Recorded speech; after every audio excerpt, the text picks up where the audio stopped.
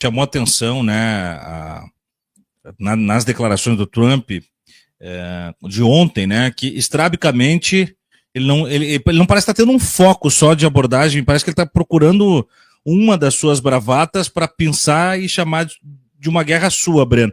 Porque ontem também ele subiu o tom com o Irã, né? Já falou que tem preparado até um plano para caso o Irã venha assassiná-lo, como outrora já se levantou a possibilidade, e a resposta seria tão vil que o Irã sumiria do mapa, né? Então, esses arroubos é que eu pergunto o tempo inteiro, né? São bravatas, porque se é só bravata no grau da irresponsabilidade, esse tensionamento aí pode levar até onde? Porque economicamente a gente já viu, né? Ele grita, grita, grita, mas na hora da devolutiva dos tarifaços, etc., ele recua. Mas em termos de guerra não dá muito para você, mesmo sendo presidente dos Estados Unidos, prometer e não cumprir o pé na porta, né? Como é que fica daí, Breno? Olha, o método do Trump, ele nos faz lembrar a política, o estilo, o método que era adotado no início do século XX pelo Theodore Roosevelt. O Theodore Roosevelt, que não tem qualquer parentesco direto com Franklin Delano Roosevelt, talvez tenha um parentesco indireto, mas enfim. O Theodore Roosevelt, que também foi presidente dos Estados Unidos, no início do século XX, ele desenvolveu uma política, ele afirmou a defesa de um método nas relações diplomáticas que entrou para a história como Big Stick. Big Stick, traduzido para o português, é porrete. Então, o que ele dizia, o Theodore Roosevelt? Que você devia ameaçar com o porrete antes de qualquer negociação. Você ameaçar o uso da força. O uso da força tinha que estar presente em qualquer relação diplomática. Donald Trump recupera o Big Stick. Ele não tem uma conversa aveludada, uma conversa melíflua, como aquela dos governos democratas. Os governos democratas buscam praticamente os mesmos objetivos que o governo de Donald Trump buscavam, os mesmos objetivos que o governo de Donald Trump, que é preservar a hegemonia imperialista dos Estados Unidos, embora com outra estratégia, mas mantinha o mesmo objetivo, só que o tom dos governos democratas era aveludado, era em nome da democracia, em nome dos direitos humanos, não é? Eles buscavam disfarçar os interesses imperialistas numa outra embalagem.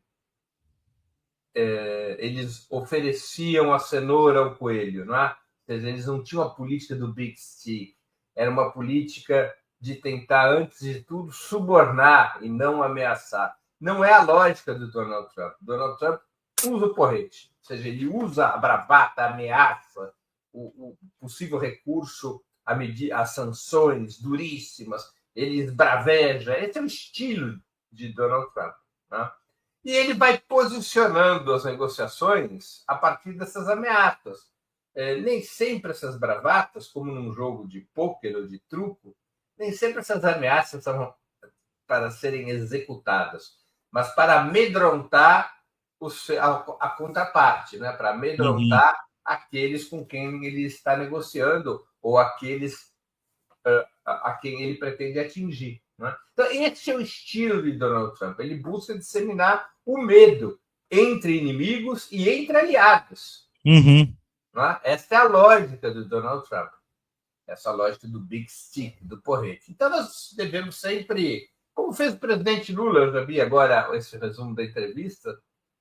Eu estava lendo aqui também quando você trazia e reafirmando o que você trouxe. A expressão usada foi genocídio. Não, o caso seria de voltar àquela comparação. Aquela expressão que, segundo até os diplomatas que tentam realinhar a relação com Israel, na manifestação oficial que o presidente fez pelo Twitter, agora na comemoração da memória dos 80 anos de Auschwitz, deu uma maciada, né? Teria sido aquele momento ali, um momento de reconhecimento daquilo que o povo judaico sofreu e que daí o presidente Lula estaria acenando à comunidade judaica e ali se poderia colocar algodão entre os cristais depois daquela declaração. Daí, né, reforça até o cuidado em não usar a expressão, em que pese eu achar que ela se coloca bem no tempo. Mas, assim, corrigindo a informação, é genocídio. 9h25. Diga lá, Breno, desculpe. Isso. Bom, enfim, então, agora, Donald Trump, ele então recorre a esse método, ao método do porrete. Tá? É necessário uma reação duríssima a essa postura. Tá?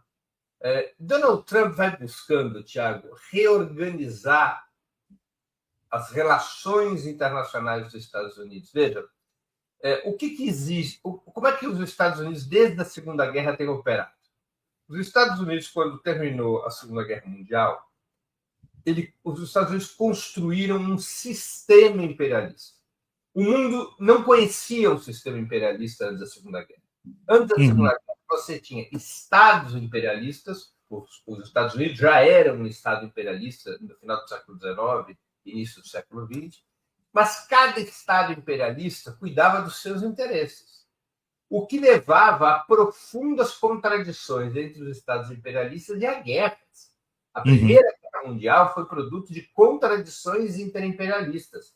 De um lado, você tinha o capitalismo já desenvolvido, França e Inglaterra, com o apoio do Império Russo e depois dos Estados Unidos. Do outro lado, você tinha países de capitalismo tardio que queriam lugar ao sol, especialmente o Império Prussiano, o Império Austro-Húngaro, aliados ao Império Turco-Otomano. Então, foi uma guerra interimperialista. A própria Segunda Guerra Mundial, no seu início, entre 39 e 41, é uma guerra interimperialista entre a Alemanha, que tinha sido derrotada na Primeira Guerra Mundial, de um lado, com a Itália, que é um país de capitalismo tardio, mas que tinha se aliado ao bloco franco-britânico na Primeira Guerra, só que a Itália não recebeu nada por isso, por se aliar ao bloco franco-germânico. A Itália se alia à Alemanha, derrotada na Primeira Guerra e submetida ao Tratado de Versalhes, e provocam, numa primeira etapa da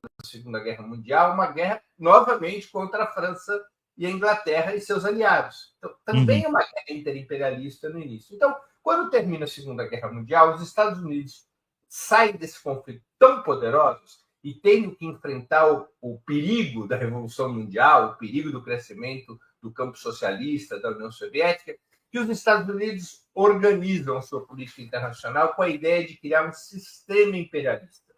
Um sistema imperialista coloca sob seu guarda-chuva todos os estados imperialistas debaixo de um comando único, o comando dos Estados Unidos. Então, a Europa foi colocada nesse sistema imperialista, o Japão foi colocado nesse sistema imperialista, e assim por diante. Não é? E esse sistema imperialista criou também suas instituições financeiras, como o Fundo Monetário Internacional, o Banco Mundial, instituições militares, como a OTAN. Mas, para manter esse sistema imperialista rígido, unido, os Estados Unidos fizeram uma série de concessões para que a Europa pudesse se reconstruir no pós-guerra. Os Estados Unidos financiaram a reconstrução europeia, abriram espaço no seu mercado interno para a reindustrialização europeia, para os Estados Unidos compraram produtos europeus, fizeram o mesmo com o Japão. Então, os Estados Unidos abdicaram de parte dos seus interesses para manter esse sistema unido. Num primeiro momento, para enfrentar a União Soviética e o campo socialista. Num segundo momento, para garantir a ordem unipolar que nasce em 1991, exatamente com o colapso soviético. O que Trump está dizendo? Esse sistema não nos interessa mais. Os Estados Unidos defenderão seus interesses sem levar em conta o sistema imperialista. Levarão em conta exclusivamente os seus próprios interesses imperialistas, separando-se desse sistema. É uma mudança. Ele está colocando os Estados Unidos no cenário estratégico pré-Segunda Guerra Mundial. O próprio secretário de Estado, Marco Rubio, disse muito claramente: a ordem unipolar acabou, há uma multipolaridade, cada Estado tem que cuidar dos seus interesses. Então, os Estados Unidos está cuidando dos seus interesses imperialistas. Por isso, abre conflito com a Europa, abre conflito com o Japão, abre conflito com o México. Ele vai reorganizando sua política externa. O Oriente Médio é estratégico para os interesses norte-americanos. É estratégico para o interesse das companhias norte-americanas é estratégico para o controle de 60% das fontes de petróleo do mundo, é estratégico para isolar e derrotar um país que Trump vê como uma ameaça aos interesses norte-americanos, que é o Irã, e no Oriente Médio, o grande aliado dessa política já o era com os democratas, continua sendo com os republicanos, e Trump, o grande aliado é Israel, é o regime sionista. Além do que, Trump convive internamente com um poderosíssimo lobby sionista que o apoiou majoritariamente, o apoiou na disputa eleitoral. O lobby sionista também deu dinheiro para os democratas, mas o lobby sionista fez uma aposta maior, ou pelo menos os setores mais endinheirados do lobby sionista fizeram uma aposta maior em Donald Trump. Donald Trump indicou vários quadros, vários políticos de confiança do lobby sionista para cargos relevantes do seu governo, e ele se associa, tal e qual os democratas, ele se associa ao regime sionista, embora ele deseje que o plano de consolidação de Israel como uma potência regional ocorra sem guerras abertas, porque ele entendeu que guerras desgastam quem está no governo na Casa Branca. As guerras não são um bom caminho político. Ele nunca foi um warmonger, não, um criador de guerras, o Donald Trump. Ele busca ameaçar com o porrete, oferecer, adotar sanções econômicas, ameaçar, mas ele busca evitar situações nas quais os Estados Unidos têm se saído muito mal militarmente e acaba desgastando quem governa, né? Isso gerou uma tensão dele com Netanyahu antes da posse, porque efetivamente Trump pressionou pelo cessar-fogo. Ele não queria o genocídio do povo palestino transmitido 24 horas por dia, 7 dias por semana, no seu colo assim que começasse o seu segundo mandato em 20 de janeiro. Né? É assim que ele se move. A gente tem que compreender esse cenário para entender os seus movimentos.